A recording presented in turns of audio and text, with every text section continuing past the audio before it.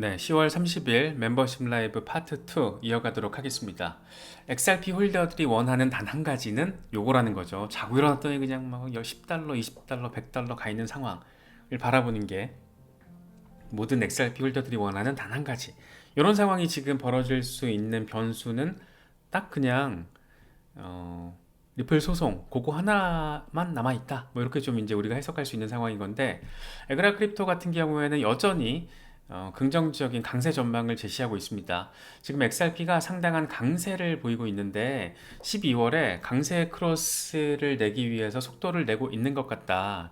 그래서 강세 크로스 직전에는 항상 메가 펌프의 무대를 마련하는 미니 펌프가 나오고 나서 메가 펌프가 나왔고, 미니 펌프가 있고 나서 메가 펌프가 나왔다 라는 이야기를 지금 하고 있는 거죠. 근데 공교롭게도 항상 50주 이동평균과 100주 이동평균이 딱 강세 교차를 할 때, 단기 이동평균이 장기 이동평균선 위로 뚫고 올라갈 때, 골든크로스가 나왔을 때, 그 직전에 미니 펌프가 한번 나와주고, 그리고 나서 이제 메가 펌프가 나왔기 때문에 12월에 강세 크로스가 발생을 하게 되면, 그러고 나면 이제 우리는 메가 펌프를 기대할 수 있다, 이런 얘기를 하고 있습니다. 지난주 같은 경우에는 XRP가 이제 27달러 가능성이 있다라는 얘기를 에그랩 크립토가 전망을 했던 걸 짚어보기도 했었는데, 계속해서 조금 강세와 관련된 전망들이 많이 나오고 있어요.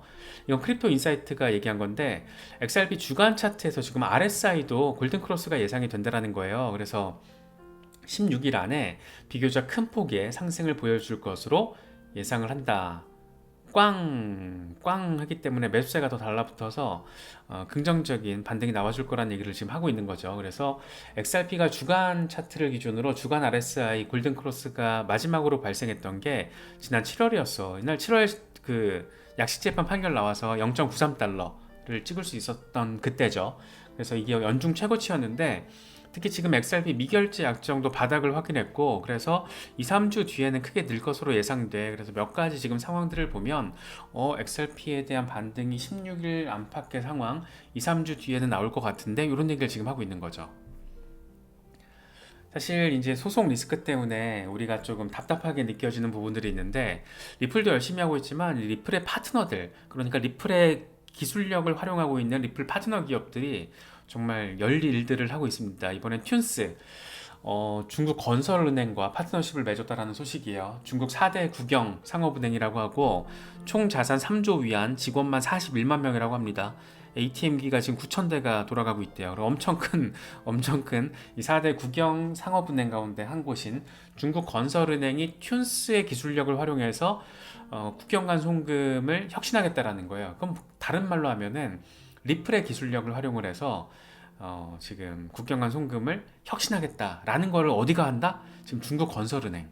이거 되게 섹시하게 들리지 않나요? 그래서 중국 건설은행이 튠스와 지금 콜라보를 진행을 한다. 어떤 거에 대해서 크로스보더 페이먼트, 국경 간 송금 혁신을 위해서 지금 진행을 하고 있다는 소식이 따끈따끈하게 전해져 왔습니다. 아예 중국 건설은행이 그냥 멘트를 쳤더라고요. 국경 간 송금 혁신이 목표다. 깔끔한 거죠.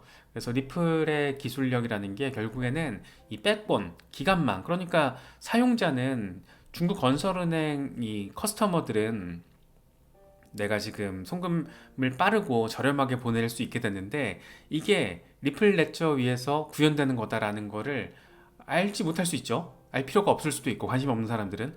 그런데 아주 자연스럽게 기관망처럼 지금 깔리고 있다라는 거죠. 백본. 백본의 역할을 지금 XRP 레저가 하고 있다라는 거예요. XRP 레저를 활용해서 기술 혁신을, 송금 혁신을 진행하고 있는 튠스의 어떤 파트너십을 통해서 중국 건설은행이 결국에는 XRP 레저 위에 올라서는 아주 재밌는 상황. 그래서 제가 중국까지 뚫었다라고 표현을 했는데, 이거 상당히 흥미로운 상황으로 전 좀 개인적으로는 많이 느껴졌습니다. 특히 이제 더 이게 조금 관심사였던 거는, 지금 홍콩 통화청이 리플과 파트너십을 맺고 CBDC 프로젝트를 진행을 했잖아요. 그래서 리플의 포지션은 이 부동산 자산을 토큰화하는 이슈, 그러니까 블록체인 위에 부동산 자산을 토큰화해서 NFT로 거래를 할 수 있게 하는데, 그 거래 수단이 홍콩 디지털 달러 CBDC라는 거죠. 그래서 그걸 통해서 결제를 하고 대출이 필요하다라면 홍콩 디지털 달러로 대출을 받아서 모든 거래를 토큰화 시키는 상황에서 진행을 한다. 굉장히 혁신적인 거를 지금 홍콩 통화청이 진행을 했다. 이렇게 보면 되는데 그게 파트너가 리플이다. 그래서 이번에 오늘 나온 얘기가 16개 기관, 여기 이제 리플이 포함된 거죠. 16개 기관이 참여해서 디지털 홍콩 달러 시범 사업이 1단계 마무리가 됐다. 이렇게 밝혔더라고요. 그래서 이번에 딱 결과를 보니까 기존 결제 생태계 개선이 가능하다라는 게 입증됐다. 그러니까 지금까지 문제가 되고 있는 게 느린 속도, 비싼 수수료 이게 문제인 건데 이걸 지금 블록체인 혁신을 활용을 하면 다 해소가 되고 리플레저가 지금 강점이 그거잖아요. 거의 공짜인 수수료인데 거의 실시간으로 결제 처리가 되는 거. 그래서 지금 홍콩통화청은 확인을 한 거죠. 오이씨 이거 먹히네. 이걸 지금 확인을 한 겁니다. 하지만 아직 정식 출시 여부나 그 시기는 미결정 상태다. 이게 광범위하게 적용했을 때 나타날 수 있는 문제점에 대해서는 좀 더 체크를 해봐야 된다. 이런 얘기까지 했더라고요. 그래서 어떤 블록체인화되는 거래 시스템이라는 거는 그냥 이건 그냥 트렌드 방향성이 세팅이 됐다. 그래서 지금 우리가 바라보는 트렌드 이슈는 그러니까 테크놀로지의 개념에서는 AI, 블록체인, 양자 컴퓨터 뭐 요 세 가지 트렌드 정도만 조금 이렇게 뚫고 계시면은 이 시대가 움직이는 방향, 돈이 지금 어디에서 흐르고 있는지가 아마 좀 느껴지실 거예요. 그래서 투자 전략을 짜실 때, 이 포트폴리오를 구성하실 때도 그런 부분들을 조금 트렌드적인 부분들, 우리가 맨날 하는 거잖아요. 그런 부분들을 잘 체크를 하시면은 스스로 약간 자생력이 생기는 느낌이 들어요. 그래서 저도 그렇고 아마 여기 계신 분들 우리가 꽤 오랫동안 이렇게 함께 지금 이야기를 나누면서 매일같이 이슈 팔로잉을 하고 있기 때문에 이런 것들만 그냥 재미삼아서 장난삼아서 방송 듣는 마음으로 한 1년만 지금 딱 돼도 시장의 판때기가 조금 맥락적으로 보이실 겁니다. 그래서 지금 어떤 홍콩 통화청이 지금 벌이고 있는 요 사업 같은 경우에는 굉장히 혁신적이다. 정말 약간 칭찬해주고 싶은 그런 상황으로도 바라볼 수 있는 그런 부분이 아닐까 싶어요.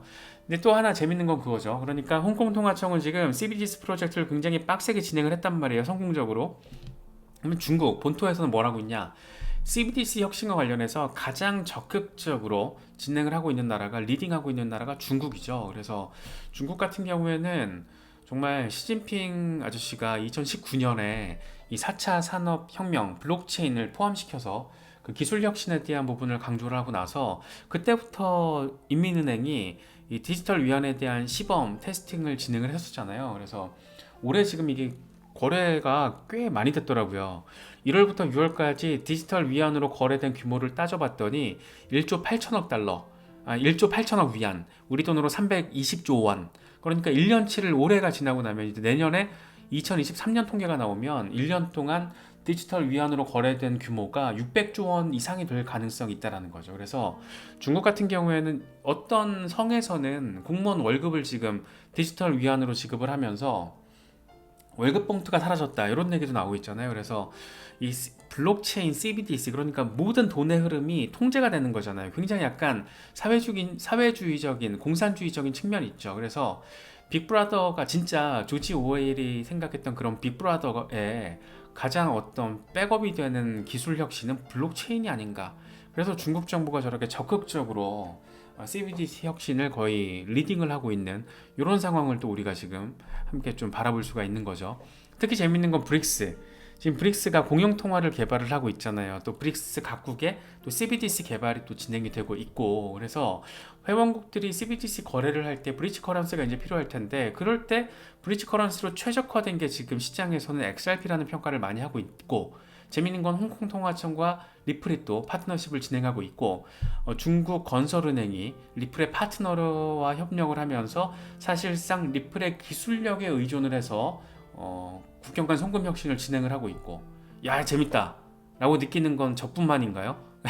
저는 이런 상황이 너무 재밌게 느껴지더라고요. 그래서 XRP라는 게 그러니까 어떤 나라가 뭐 중앙은행, 중국인민은행이 XRP를 채택해서 CBDC 혁신을 진행하겠다 이렇게 말하면 대박이죠. 그런데 그게 아니더라도 이렇게 간접적인 방식으로 리플의 어떤 XRP 레저의 혁신, 기술력이라는 게 사실상 기간망, 백본의 역할을 하면서 이렇게 지금 퍼지고 있는 단계다. 이렇게 바라보면 굉장히 이게 흥미로운 상황인 거죠. 그러니까 이제 많은 약간 맥시멀리스트들이 이야기하는 스위프트의 10%만 XRP 쪽으로 옮겨오게 되면 XRP 100달러, 1000달러는 그냥 가는 거다. 뭐 이런 강세 전망을 내놓은 사람들 사실 어렵죠. 지금 1달러 돌파도 못하고 있는데 소송 이슈가 해소가 돼서 전고점을 돌파를 한다라고 했을 때도 5달러에서 10달러 요 정도가 어떤 그나마 현실적으로 느껴지는 수치인데 이게 뭐 100달러, 1000달러 간다? 상당히 조금 비현실적이긴 합니다. 그렇게 되면 너무 좋겠죠. 저도 너무 좋을 것 같아요. 그런데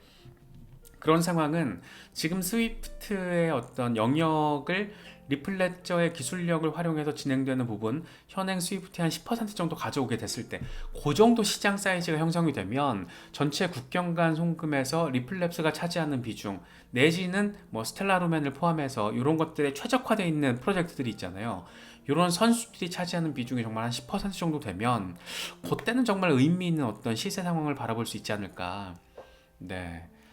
지금 JP모건에서 JP모건 코인을 통해서 하루에 처리하고 있는 게 10억 달러라고 그랬잖아요. 10억 달러.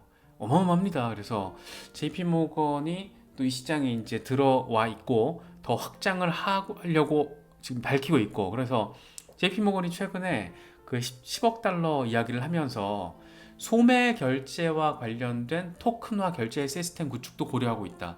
이거 다른 말로 하면 스텔라루멘의 경쟁자가 생기는 거거든요. 그런데 주인공은 누구다? JP모건이다. 그래서 JP모건은 지금 리플과 스텔라루멘에 최적화되어 있는 그런 시장 타겟을 JP모건이 이제 가져가려고 하는 거예요. 그래서 이런 상황도 또 얼마나 약간 콜라보의 개념으로 진행이 되게 될지 아니면 정말 전쟁 양상으로 가게 될지 뭐 그런 건 모르겠지만 어쨌든 매우 흥미로운 상황이 지금 국경 간 송금 혁신이라는 게 매우 흥미로운 상황으로 진행이 되고 있고 미국 의회 예산국에서 그렇게 얘기를 했었죠. 현행 스위프트를 대체할 만한 블록체인 송금 혁신의 기술력을 가지고 있고 시장의 입증을 이미 받은 곳이 두 곳이 있다라고 그랬잖아요. JP모건 그리고 리플. JP모건과 리플이 기술력 측면에서는 거의 상당한 수준으로 지금 고도화됐다라고 바라보면 되지 않을까. 저는 좀 개인적으로는 그렇게 바라보고 있습니다. 지금 리플 같은 경우에 강세 전망 아까 우리가 짚어봤는데 이런 강세 전망이 11월을 거치면서 조금 더 의미 있게 또 나올 수 있는 현실적인 어떤 상황 가운데 하나가 리플 스웰이죠. 리플 스웰이 지금 11월 8일부터 이틀 동안 두바이에서 열립니다. 어느 지역에서 열리느냐가 또 되게 상징성이 있잖아요. 두바이의 어떤 크립토 블록체인 인더스트리에 대한 두바이의 어떤 크립토 허브로 도약하려는 의지 이런 게 굉장히 강하고 이번에 두바이 사무실을 확장 개소했죠 리플이. 그래서 그러고 나서 이제 두바이를 셀렉을 해서 리플 스웰 개최주로 결정을 했습니다. 리플 스웰에서 항상 이제 의미 있는 비전적으로 봤을 때 굉장히 의미 있는 얘기가 나오다 보니까 100%는 아닌데 상당히 많은 경우에 리플 스웰 때는 XRP가 반등을 해줬었거든요. 근데 올해 같은 경우에 나올 수 있는 얘기를 조금 우리가 브레인스토밍을 해보면서 이 추측을 좀 해보자라면 두바이에서 가상자산 규제청 VARA의 라이센스 이것과 관련된 부분이 이야기가 나오면 요건 역시 호재.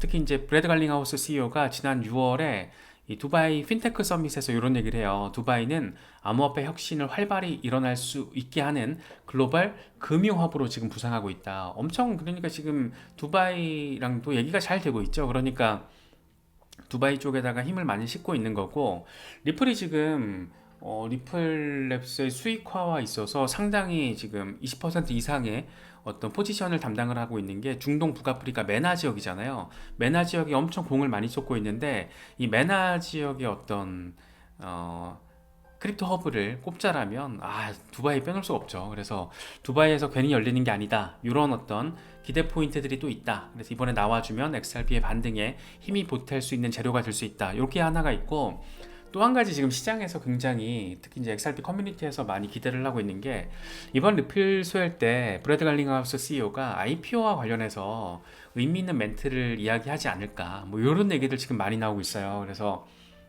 특히 최근에 이제 IPO와 관련된 주주 커뮤니케이션 시니어 매니저 채용에 나섰잖아요. 연봉 2억 중반까지. 그래서 지금 사실상 주주 커뮤니케이션 이거 IPO를 한다라는 거거든요. 주식회사로서 이제 간다라는 거예요. 그래서 그럴 준비에 지금 나서고 있고 올해 4월에 특히 이제 비공개 로드쇼 월가의 잠재적인 투자자들을 대상으로 마케팅 이벤트까지 진행을 했습니다. 그래서 엘레나 워테렛 폭스 비즈니스 기자가 그런 얘기를 했었죠. 얘기 들어보니까 당시 비공개 로드쇼에는 월가에서 이름 들으면 알만한 투자자들, 기관들 다 모였다라는 거예요. 그만큼 굉장히 좀 핫했다라는 취지로 얘기를 전했었죠. 그래서 리플 수혈 때는 이번에 IPO 이슈 정도는 좀 어떤 계획과 관련해서 브래드 갈링하우스 CEO가 언급을 해주지 않을까, 뭐 그런 생각들 우리가 조금 기대를 해볼 수 있을 것 같아요. IPO와 관련해서 의미 있는 얘기가 나와주면 상당히 뭐 급받는 가능성 이런 거 조금 뭐 생각을 해볼 수 있지 않나 싶습니다. 그러나 결국에 가장 중요한 건 이 소송 이슈죠. 만약에 이제 지금 소송이 정말 극적으로 합의 종결이 되면 완전 땡큐인데, 재밌는 건 그거예요. 지금 리플 스웰이 11월 8일부터 9일인데 SEC가 지금 요청한 이 합의 미팅 날짜를 정해달라고 요청한 데드라인이 11월 9일이에요. 그래서 11월 8일이나 9일쯤에, 현지 시간으로 8일이나 9일쯤에 뭔가 이게 날짜와 관련돼서 이야기가 나올 수가 있거든요. 근데 만약에 이제 요 미팅 날짜가 나오고 요 미팅 자리를 통해서 SEC가 하고 싶어하는 얘기는 드러냈어요. 리플이 증권법을 위반한 부분과 관련해서 구제책을 모색하고 싶다. 증권법 위반했다라는 거는 초기 기관 판매 물량 XRP, 이 7억 7천만 달러 규모의 XRP를 약식 재판을 통해서 법원이 증권이라고 판단을 했잖아요. 그거를 지금 SEC는 증권법 5조를 위반한 거, 이거 어떻게 할지, 이거 논의를 해보자. 그러니까 합의 시도가 나올 수 있다라는 거죠. 그래서 지금 SEC와 리플이 정말 합의에 거의 약간 결정적인 순간에 와 있다. 어떤 벼랑 끝에 와 있다. 뭐 이렇게까지 지금 이야기들이 나오고 있는데, 7억 7천만 달러를 뱉어내라는 거죠. 이게 우리 돈으로 한 1조 원 되는 거거든요. 조금 넘는데, 1조 원 조금 넘는 돈인데, 이거를 과연 합의를 할 것인가?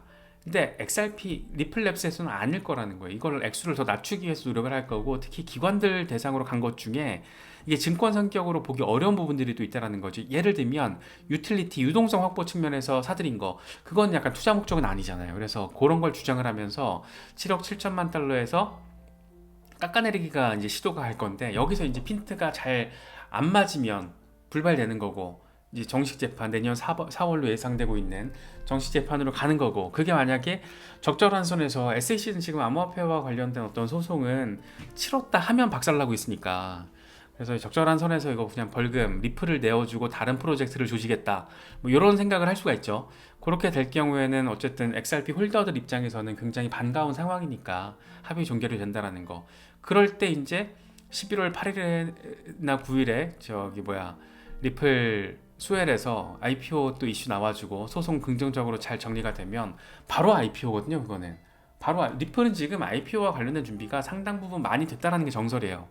리플의 재무제표를 보고 분석하는 사람들도 지금 현금 보유량이 엄청 많은데 이거 IPO 대비용일 거야. 특히 IPO를 할 때 XRP 시세가 너무 높을 때 하면은 시총 자체가 너무 높아지기 때문에 XRP가 상대적으로 저렴할 때 IPO를 단행할 가능성, 뭐 이런 거 생각해 볼 수가 있는 거죠. 그래서 지금 이 소송 이슈가 이번에 SEC와 리플랩스가 벌이게 될 이 약식 재판을 통해서 판정된 XRP 7억 7천만 달러 증권 판명 부분, 요걸 어떻게 이제 잘 넘어갈 것인가, 요거를 이제 우리가 조금 관심 있게 지켜봐야 하는 그런 상황이 됐습니다.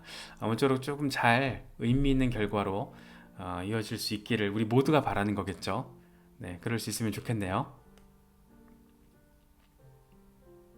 전 잠깐 물 좀 마실게요.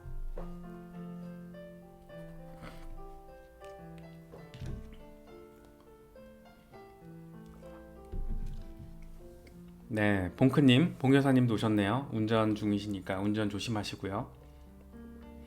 네, 아무튼 뭐 그래서 전반적으로 11월은 리플과 관련해서는 좀 기대할 만한 포인트들이 있고, 물론 이게 잘 안 될 수도 있겠지만 어쨌든 긍정적으로 뭔가 등장해줄 가능성, 그런데 쉽진 않을 거예요. 엄청 빡세게 갈 겁니다. 이게 1조, 이게 7억 7천만 달러라는 돈이 1조 원, 이게 간단치 않은 액수여서, 물론 이제 리플로서는 기회비용을 계산을 하겠죠. 이게 1조 원 주고 퉁치고 끝나는 게 나을지, 아니면 정식 재판까지 가서 아예 싹 다 비증권으로 판결을 받는 거를 시도를 하는 게 나을지, 그럴 가능성은 얼마나 될지, 뭐 이런 것들 많이 좀 따져보게 될 텐데, 그냥 개인적으로는 적절히 그냥 마무리하고, 리플이 지금 일을 너무 잘하고 있으니까, 리플도 열심히 하고 있고, 또 소송만 잘 정리가 되면 바로 IPO 이슈 나올 거고, 지금 사세 확장도 잘 되고 있고, 이렇게 브릭스와 관련된 부분, 중국과 관련된 연계성이라는 게 시간이 지나면 지날수록 이렇게 조금 더해지고 있고, 특히 이번에 이 튠스라는 기업과 리플의 파트너 기업과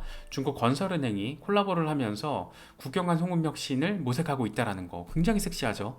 이런 상황들, 그래서 재밌는 포인트 지점들이 많이 있기 때문에 이런 부분들 좀 생각을 하시면 투자 대응하시는데 좀 전략적인 도움이 될 수 있지 않나 뭐 그런 생각이 좀 들어요.